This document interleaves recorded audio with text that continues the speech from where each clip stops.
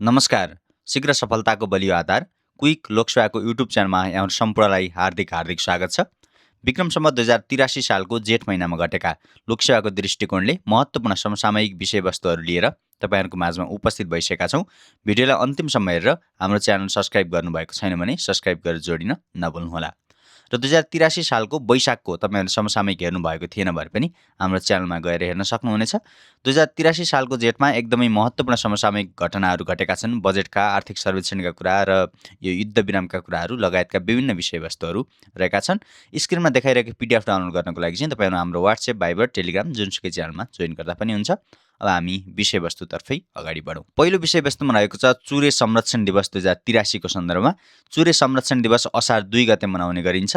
राष्ट्रपति चुरे तराई मधेस संरक्षण विकास समितिको स्थापना 2071 साल असार 2 गते भएको पावन अवसरमा हरेक असार 2 गते चाहिँ यो दिवस मनाउने गरिएको छ। 2083 साल असार 2 गतेको चाहिँ 12औं चुरे संरक्षण दिवस हो र 12औं चुरे संरक्षण दिवस मनाइएको छ। र अमेरिका र इरान बीच युद्ध विरामको प्रारम्भिक सहमति भएको छ 2026 को जुन 14 मा। सो शान्ति सम्झौतामा औपचारिक हस्ताक्षर आगामी 2026 को जुन 19 मा स्विजरल्यान्डमा हुने चाहिँ भनेर बताइएको छ। इरान अमेरिका सम्झौताका प्रमुख बुँदाहरूमा चाहिँ लेबनान सहित सबै मोर्चामा स्थायी युद्ध विराम, इरानको आन्तरिक मामिलामा हस्तक्षेप नगर्ने अमेरिकी प्रतिबद्धता, 30 दिनभित्र अमेरिकी नौसेनाको नाकाबन्दी हट्ने लगायतका विभिन्न बुँदाहरू रहेका छन्। त्यसमा चाहिँ हर्मुज जलमार्ग खुल्ने लगायतका कुराहरू पनि उल्लेख गरिएको छ। र बेलायतले चाहिँ 16 वर्षभन्दा कम उमेरका बालबालिकालाई सामाजिक सञ्जालमा प्रतिबन्ध लगाउने घोषणा गरेको छ। यो घोषणा 2026 को जुनमा गरेको हो। 2027 सालको सुरुवात हुने लगत्तै यो घोषणा चाहिँ कार्यान्वयन गर्ने भनेर बताइएको छ। अस्ट्रेलिया, क्यानाडा, ब्राजिल र इन्डोनेसियाले बालबालिकाको सामाजिक सञ्जालमा नियन्त्रण सम्बन्धी कानुन तर्जुमा पनि गरिसकेका छन्। र अब हेनली पासवर्ड इन्डेक्स 2026 को बारेमा महत्त्वपूर्ण जानकारी आएको छ। 2026 मा सार्वजनिक गरेको हेनली पासवर्ड इन्डेक्स 2026 अनुसार नेपाल 97औं स्थानमा रहेको छ। नेपाल चाहिँ 97औं स्थानमा रहेको छ। योभन्दा अगाडि कतौँ स्थानमा थियो तपाईँहरूले कमेन्ट गर्न सक्नुहुनेछ। र 2026 मा सार्वजनिक भएको नवीनतम तथ्याङ्क अनुसार चाहिँ अब नेपाल 97औं स्थानमा रहेको छ। यो सूची अनुसार सिङ्गापुरको पासवर्ड सबैभन्दा शक्तिशाली बनेको छ भने सिङ्गापुरका नागरिकले 192 देशमा भिसा फ्री प्रवेशाज्ञा पाउनेछन्। र 2025 मा चाहिँ नेपाल 101औं स्थानमा रहेको थियो। अहिले सुधार गर्दै 97औं स्थानमा उक्लिएको छ। तपाईहरू पनि शिक्षक सेवा आयोग, लोक सेवा आयोग, बैंकिङ सेवा लगायत विभिन्न भाषाका तयारी कक्षाहरू लिन चाहनुहुन्छ भने जेनिथ एजुकेसन प्रमोसनलाई सम्झन सक्नुहुनेछ।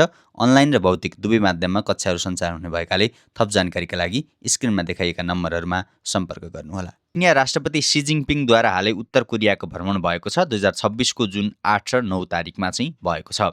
भ्रमणको मुख्य उद्देश्य दुई देशबीचको परम्परागत मित्रताको बारेमा छलफल गर्नु र द्विपक्षीय सम्बन्धको समग्र विकासका विषयमा विचार आदान प्रदान गर्नु रहेको बताइएको छ। एसियन गेम्स T20 छनौट प्रतियोगिताको सन्दर्भमा महत्त्वपूर्ण जानकारीहरू रहेको छ। यो उपाधि भनेको नेपालले जितेको छ। 19 रनले विजयी भएको छ नेपाल। त्यसर्थ पनि यो महत्त्वपूर्ण हुन्छ। खेल सञ्चालन 2026 को मे 31 देखि जुन 8 सम्म भएको थियो भने सिङ्गापुरमा आयोजना भएको थियो एसियन गेम्स T20 पुरुष छनौट प्रतियोगिता।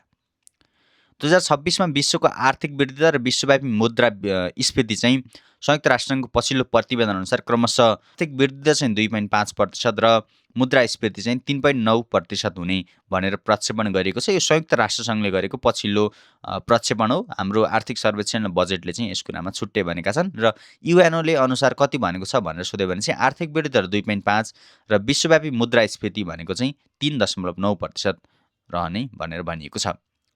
र चीनको अन्तरिक्ष अभियानको बारेमा कुरा गर्दाखेरि चीनको सेन्जौ 21 भन्ने अन्तरिक्ष अभियान अन्तर्गत 3 जना अन्तरिक्ष यात्रीले 210 दिनको सफल अन्तरिक्ष बसाइ सम्पन्न गरेर हालै सकुशल पृथ्वीमा फर्किएका छन्। यसको प्रक्षेपण भनेको 2025 को अक्टोबर 31 मा गरिएको छ भने पृथ्वीमा अवतरण भनेको 2026 को मे 29 मा भएको हो। यो चाहिँ सेन्जौ 21 यो चीनको नयाँ अन्तरिक्ष अभियान हो। यो पनि महत्त्वपूर्ण हुन सक्छ। र मधुपार्क सम्मान 2083 को कुरा गर्दाखेरि सम्मानित हुने स्रष्टामा चाहिँ पद्यतर्फ अग्रज कवि एवं सङ्गीतकार यादव खरेल हुनुहुन्छ। त्यसैगरी गद्यतर्फ कथाकार भाउपन्थी र मधुपार्क प्रतिभातर्फ चाहिँ समालोचक गीता त्रिपाठीज्यूलाई प्रदान गरिएको छ। उहाँ चाहिँ मधुपार्क सम्मानबाट 2083 बाट सम्मानित हुने स्रष्टाहरू हुनुहुन्छ। 23औं संस्करणको फिफा विश्वकपको बारेमा पनि एकदमै महत्त्वपूर्ण जानकारीहरू रहेका छन्। अहिले विश्वकप चलिरहेको सन्दर्भमा अमेरिका, मेक्सिको र क्यानाडामा संयुक्त रूपमा आयोजना गरिएको छ। कुन कुन देशमा आयोजना गरिएको छ भने पनि र यो 23औं संस्करणको फिफा विश्वकपमा इतिहासमै पहिलोपटक 48 वटा राष्ट्रहरू सहभागी हुँदैछन्। महत्त्वपूर्ण कुरा के छ भने 48 वटा राष्ट्रहरू इतिहासमै पहिलोपटक सहभागी हुँदैछन्। अमेरिका, मेक्सिको र क्यानाडाले संयुक्त रूपमा आयोजना गरेका थिए भने खेल सञ्चालन भनेको 2026 को जुन 11 देखि जुलाई 19 सम्म हुनेछ। फिफाको इतिहासमै पहिलोपटक टोलीको सङ्ख्या 32 बाट बढाएर चाहिँ 48 पुर्याइएको हो। यो विश्वकपमा हरेक टोलीले अनिवार्य रूपमा 26 खेलाडी राख्नुपर्ने नयाँ नियमसँगै कुल 1248 खेलाडीको सहभागिता हुनेछ भने अरू जानकारी तपाईँले अध्ययन गर्न सक्नुहुनेछ र अन्य समसामयिकमा हामीले अपडेट गर्दै पनि जानेछौँ तपाईँहरूको लागि। र प्रेस स्वतन्त्रता सूचकाङ्क पनि सार्वजनिक भएको छ। रिपोर्टर्स विदाउट बोर्डर्स भन्ने संस्थाले चाहिँ यो प्रकाशित गर्ने गर्दछ। 2026 को मेमा प्रकाशित गरेको छ। नेपालको स्थान 87औं रहेको छ भने स्कोर 54.80 भनेर रहेको छ। यो चाहिँ प्रेस स्वतन्त्रता सूचकाङ्कमा चाहिँ नेपालको स्थान 87औं र स्कोर चाहिँ 54.80% 80 चाहिँ रहेको छ। र इन्डियन प्रिमियर लिग आइपिएल 2026 को बारेमा पनि महत्त्वपूर्ण जानकारीहरू रहेका छन्। आइपिएल पनि भनेर बुझिन्छ यसलाई। विजेता टोली भनेको आरसिबी नै बनेको छ यस वर्ष पनि, र गुजरात चाहिँ उपविजेता बनेको छ। खेल सञ्चालन मिति बनेको 2026 को मे 28 बाट 31 सम्म, मार्च 28 बाट मेको 31 सम्म रहेको थियो। र सहभागी टोली चाहिँ 10 वटा रहेको थिए। गत संस्करणमा पनि पन्जाब किङ्सलाई हराउँदै पहिलोपटक आइपिएल जितेको थियो बेङ्गलुरुले भनेपछि यस पटक पनि रोयल च्यालेन्जर्स बेङ्गलुरुले अर्थात् आरसिबीले नै इन्डियन प्रिमियर लिग 2026 जितेको छ। र काबा महिला भलिबल च्याम्पियनसिप 2083 को बारेमा पनि महत्त्वपूर्ण जानकारी रहेको छ। यसको विजेता देश भनेको इरान बनेको छ भने खेल सञ्चालन 2083 को जेठ 8 देखि 15 सम्म भएको थियो। यो घरेलु टोली चाहिँ नेपाल रहेको थियो, अर्थात् नेपालमा चाहिँ यसको आयोजना भएको थियो भने नेपाल चाहिँ तेस्रो स्थानका लागि भएको खेलमा भारतसँग 3-1 ले पराजित हुँदै चौथो स्थानमा सीमित रह्यो काबा महिला भलिबल च्याम्पियनसिप 2083 मा। र मोफा मित्र मोबाइल एप चाहिँ सार्वजनिक भएको थियो। यो मोफा मित्र मोबाइल एप भनेको चाहिँ विदेशमा रहेका नेपालीको गुनासो सम्बोधन र उद्धार कार्यलाई सहज बनाउन परराष्ट्र मन्त्रालयले सञ्चालनमा ल्याएको मोबाइल एप हो। यसको उद्घाटन 2083 को जेठ 12 मा भएको हो। र 9औं अन्तर्राष्ट्रिय नेपाली साहित्य सम्मेलन चाहिँ कोलोराडो अमेरिकामा सम्पन्न भएको छ। सम्मेलनले 9 बुँदे कोलोराडो घोषणापत्र जारी गरेको छ भने यसमा चाहिँ विभिन्न 9 जना महिला श्रेष्ठलाई सम्मान पनि गरिएको छ। थप जानकारी तपाईँहरूले अध्ययन गर्न सक्नुहुनेछ। र महत्त्वपूर्ण जानकारी 2083-84 को बजेटको सन्दर्भमा रहेको छ। बजेटको हाम्रो च्यानलमा एउटा छुट्टै भिडियो पनि छ, त्यही पनि म तपाईँहरूलाई एकपटक सर रिभिजन गरिदिन्छु। डाक्टर सोनी वाग्लेले 2083 सालको जेठ 15 मा आर्थिक वर्ष 83-84 को लागि 21 खर्ब 24 अर्ब 34 करोडको बजेट प्रस्तुत गर्नुभएको थियो, जसमा चालुतर्फ चाहिँ 12 खर्ब 70 अर्ब 58 करोड रहेको थियो। यो भनेको 59.8% हो भने पुँजीगततर्फ 4 खर्ब 31 अर्ब 10 करोडको बजेट प्रस्तुत गर्नुभएको थियो, त्यो भनेको चाहिँ 20.3% हो। र वित्तीय व्यवस्थापनतर्फ 4 खर्ब 22 अर्ब 64 करोड रुपियाँ विनियोजन गर्नुभएको थियो, त्यो भनेको 19.9% हो। र स्रोत व्यवस्थापनतर्फ राजस्वमा चाहिँ 14 खर्ब 5 अर्ब 31 करोड र वैदेशिक अनुदानमा 61 खर्ब 74 करोड, त्यसै गरी 61 अर्ब 74 करोड हो वैदेशिक अनुदानमा चाहिँ। र न्यून स्रोत भनेको 6 खर्ब 57 अर्ब भयो। यसबाट चाहिँ अब वैदेशिक ऋण भनेको 2 खर्ब 47 अर्ब 28 करोड रह्यो। त्यसै गरी आन्तरिक ऋण भनेको चाहिँ 4 खर्ब 10 अर्ब रह्यो। यो वैदेशिक अनुदान भनेको चाहिँ अलिकति कम हुन्छ, त्यो भएर 61 अर्ब 74 करोड रुपियाँ रहेको छ। र अहिले बजेट घाटा कति हो भनेर सोध्यो भने चाहिँ 6 खर्ब 57 अर्ब हो। यो न्यून स्रोत भनेको पनि यही नै हो। यसलाई याद गर्नुहोला। र वित्तीय हस्तान्तरणतर्फ पनि विभिन्न महत्त्वपूर्ण कुरा छ। र प्रदेश र स्थानीय तहलाई यो राजस्व बाँडफाँडतर्फ हस्तान्तरण भनेको 1 खर्ब 75 अर्ब गरिएको छ। र यो आब 2083 को संसदीय बजेटको तुलनामा चाहिँ 25% बढी हो। मुख्य विशेषताको कुराहरू चाहिँ तपाईँहरूले एकपटक भिडियोलाई रोकेर अध्ययन गर्न सक्नुहुनेछ अथवा PDF डाउनलोड गरेर पढ्दा पनि भयो। र अर्को महत्त्वपूर्ण जानकारी आर्थिक सर्वेक्षण 82-83 को सन्दर्भमा रहेको छ।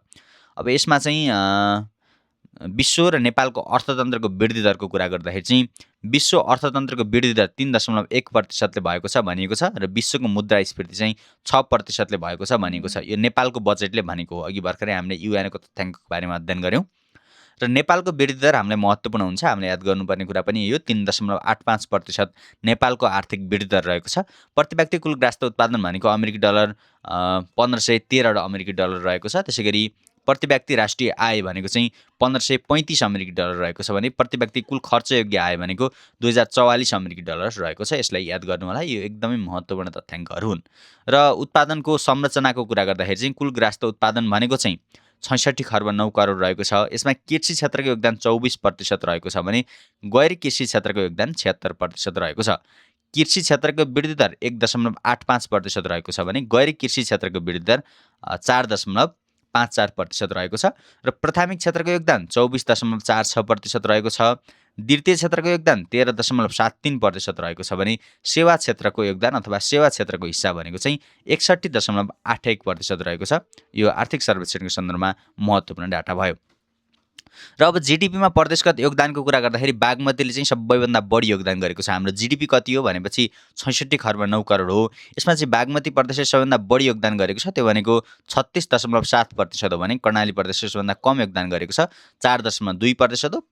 क्रमशः प्रदेशहरू हेर्दाखेरि चाहिँ बागमती, कोशी, लुम्बिनी मधेस, गण्डकी, सुदूरपश्चिम र कर्णाली प्रदेश चाहिँ क्रमशः रहेका छन्। र प्रदेशगत बजेटको जानकारी पनि आइसकेको छ। यो प्रदेशगत बजेट सङ्घको एक्जाममा सोध्दैन, तसर्थ तपाईँहरूले आफ्नो प्रदेशको लागि तयारी गर्नुपर्ने हुन्छ। यसलाई स्क्रिनसट गरेर राख्नु होला। आफ्नो प्रदेशअनुसार तपाईँहरूले तयारी गर्न सक्नुहुनेछ। र विश्वकै ठुलो शालिग्राम मूर्तिको बारेमा कुरा गर्दाखेरि जोमसोम स्थित कालीगण्डकी तट मुस्ताङमा चाहिँ विश्वकै ठुलो शालिग्राम मूर्ति रहेको छ। यो मूर्तिको उचाइ भनेको 22 फिट रहेको छ भने यसको उद्घाटन 2083 को जेठ 14 गते गरिएको हो। र लैङ्गिक तथा यौनिक अल्पसङ्ख्यक समुदायबाट सगरमाथा आरोहण गर्ने ट्रान्स वुमेन आरोही को हुन् भनेर सोधिएको छ। यो चाहिँ निलम पौडेल हुनुहुन्छ। 2083 को जेठ 9 गते उहाँले आरोहण गर्नुभएको हो। र 79औं कान्स फिल्म फेस्टिभल 2026 को बारेमा पनि महत्त्वपूर्ण जानकारी रहेको छ। यो अनसर्टेन रिगार्डतर्फ जुरी प्राइज जितेर ऐतिहासिक रेकर्ड कायम गर्न सफल नेपाली चलचित्र चाहिँ एलिफेन्ट इन द फग हो। यो चाहिँ एकदमै महत्त्वपूर्ण कुरा हुनसक्छ। एलिफेन्ट इन द फग भन्ने चलचित्रको लागि चाहिँ तपाईँहरूले याद गर्नु होला। यसले चाहिँ अनसर्टेन रिगार्डतर्फ जुरी प्राइज जितेर ऐतिहासिक रेकर्ड कायम गरेको छ। यसको निर्देशक अविनाश विक्रम शाह हुनुहुन्थ्यो भने यो कान्स फेस्टिभल चाहिँ 2026 को मे 12 देखि 23 मा फ्रान्सको कान्स सहरमा आयोजना भएको थियो। र भ्लादिमिर पुटिनद्वारा चीनको औपचारिक राजकीय भ्रमण भएको थियो 2026 को मे 19 देखि 20 मा। यसभन्दा अगाडि डोनाल्ड ट्रम्पले पनि चीनको औपचारिक भ्रमण गर्नुभएको थियो। कहिले गर्नुभएको थियो मैले वैशाखको महिनाको समसामयिकमा भनेको थिएँ। तपाईँहरूले याद छ भने कमेन्ट गर्न सक्नुहुन्छ। रुसी राष्ट्रपति भ्लादिमिर पुटिनले चाहिँ 2026 को मे 19 देखि 20 मा चाहिँ भ्रमण गर्नुभएको थियो। उहाँले चाहिँ सी जिनपिङको निमन्त्रणामा चीनको 2 दिने राजकीय भ्रमण गर्नुभएको थियो। यो भ्रमणले रुस चीन रणनीतिको 30 वर्षगाँठो र सन् 2001 को मैत्री तथा असल छिमेकी सहयोग सन्धिको 25औं वर्षगाँठोको संयोग जुराएको हो। मुख्य उपलब्धि भनेको चाहिँ भ्रमणका क्रममा दुवै राष्ट्रप्रमुखद्वारा बहुध्रुवीय विश्व र अन्तर्राष्ट्रिय सम्बन्धको नयाँ प्रकार निर्माण गर्ने विषयमा संयुक्त घोषणापत्रमा हस्ताक्षर गरिएको साथै आर्थिक, व्यापारिक, शैक्षिक क्षेत्रमा 2 दर्जनभन्दा बढी द्विपक्षीय सम्झौताहरू भएका छन्।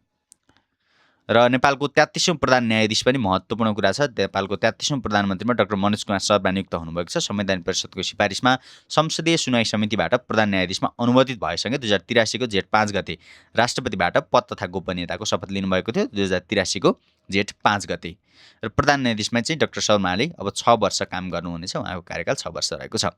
इतिहासमा एकै दिन सबैभन्दा बढी आरोहीद्वारा सगरमाथाको आरोहण भएको थियो 2083 को जेठ 6 गते। यो चाहिँ 274 जना पर्वतारोहीले सगरमाथाको शिखरमा पुग्न सफल हुनुभएको थियो 2083 को जेठ 6 गते। र गोकुल वाङ्मय पुरस्कार 2082 को कुरा गर्दाखेरि चाहिँ साहित्यकार एवं राजनीतिज्ञ मोहन विक्रम सिंहज्यूलाई प्रदान गरिएको छ। र जैविक विविधता दिवस मे 2026 को कुरा गर्दाखेरि चाहिँ मे 22 मा मनाउने गरिन्छ। Acting locally for the global impact भन्ने चाहिँ 2026 को नारा रहेको थियो। नेपालीमा चाहिँ विश्वव्यापी प्रभावका लागि स्थानीय पहल भन्ने जैविक विविधता दिवस 2026 को नारा रहेको थियो। र सगरमाथाको सबैभन्दा बढी आरोहण गर्ने दोस्रो कीर्तिमानीको सम्बन्धमा महत्त्वपूर्ण जानकारी रहेको छ। सगरमाथाको सबैभन्दा बढी आरोहण गर्ने दोस्रो कीर्तिमानी चाहिँ पासाङ दावा शेर्पाले कायम गर्नुभएको छ। उहाँले 31औं पटक आरोहण भनेको 2083 को जेठ 8 मा गर्नुभएको छ। यो भनेको चाहिँ सन् 2026 को मे 22 मा हो। अब सन् 2026 को मे 22 मा 31औं पटक चाहिँ पासाङ दावा शेर्पाले आरोहण गरेर चाहिँ दोस्रो कीर्तिमानी कायम गर्नुभएको हो भने 32औं पटक चाहिँ कामेरिता शेर्पाले आरोहण गर्नुभएको छ। कहिले गर्नुभएको हो तपाईँहरूले चाहिँ कमेन्ट गर्न नभुल्नुहोला। र अर्को महत्त्वपूर्ण जानकारीमा चाहिँ सगरमाथाको सबैभन्दा बढी सफल आरोहण गर्ने विदेशी आरोहीको हुन् भनेर रहेको छ। यो चाहिँ कन्टेन्ट कुल हुनुहुन्छ बेलायतका। उहाँले चाहिँ 2026 को मे 22 मा अर्थात् यही एउटै दिनमा चाहिँ 20औं पटक सगरमाथाको सफल आरोहण गर्नुभएको थियो। र संसदको लोगो अङ्कित झन्डासहित हालै सगरमाथाको सफल आरोहण गर्ने सांसद को हुनुहुन्छ भन्ने जानकारी रहेको छ। मिङ्गा ग्याबु शेर्पा चाहिँ हुनुहुन्छ। उहाँलाई चाहिँ मिङमा डेबिङ पनि भन्ने गरिन्छ। 2083 को जेठ 13 मा उनले सो आरोहण गरेका हुन्। उनी राष्ट्रिय स्वतन्त्र पार्टी सम्बद्ध सांसद हुन् र उनको नाममा विश्वका 14वटै 8000 मिटरभन्दा अग्ला हिमाल आरोहण गर्ने विश्वको सबभन्दा कान्छो आरोहीको कीर्तिमानी समेत रहेको छ। अन्तर्राष्ट्रिय बुकर प्राइज 2026 को बारेमा कुरा गर्दाखेरि चाहिँ प्राप्त गर्न सफल कीर्ति भनेको चाहिँ ताइवान ट्राभलग भन्ने कीर्ति भएको छ। लेखक चाहिँ याङ सुवाङजी हुनुहुन्छ, उहाँ चाहिँ ताइवानको हुनुहुन्छ। अनुवादक भनेको लिन क्विङ हुनुहुन्छ, उहाँ चाहिँ ताइवान अमेरिकी नागरिक हुनुहुन्छ। अनुवाद गर्ने चाहिँ लिन क्विङ र लेखक चाहिँ याङ सुवाङजी हुनुहुन्छ, उहाँ चाहिँ ताइवानकै हुनुहुन्छ र यसको पुरस्कार राशि भनेको चाहिँ 50,000 पाउन्ड स्टर्लिङ रहेको छ। लेखक र अनुवादक दुवैलाई समान रूपमा आधा आधा बाँडिने गरिन्छ। यसको पुरस्कार राशि चाहिँ 2025मा चाहिँ भारतीय लेखिका बानु मुस्ताकद्वारा लिखित र दिपा भास्तेद्वारा कन्नड भाषाबाट अङ्ग्रेजीमा अनुवादित गरिएको सङ्ग्रह हार्टल्याम्प बनेको थियो भने अहिले 2026मा चाहिँ ताइवाना ट्राभलग भन्ने कीर्ति बनेको छ। र उपन्यास पुस्तकालयको स्थापना भएको छ काठमाडौँमा 2083 को जेठ 6 गते। यो भनेको चाहिँ उपन्यास समाज नेपालद्वारा स्थापना गरिएको उक्त पुस्तकालय चर्चित स्रष्टा रुद्रराज पाण्डेद्वारा लिखित उपन्यास रूपमती प्रदर्शन गर्दै चाहिँ उद्घाटन गरिएको हो। र आजको यो जेठ महिनाको महत्त्वपूर्ण समसामयिकहरू यति नै रहेका छन्। वैशाख महिनाको हेर्नुभएको छैन भने हाम्रो डिस्क्रिप्सनमा रहेको लिङ्क मार्फत तपाईँहरूले हेर्न सक्नुहुनेछ। अन्तिमसम्म भिडियो हेरिदिनु भएकोमा तपाईँहरू सम्पूर्णलाई धेरै धेरै धन्यवाद। यहाँहरूको बाँकी पल शुभ रहोस्।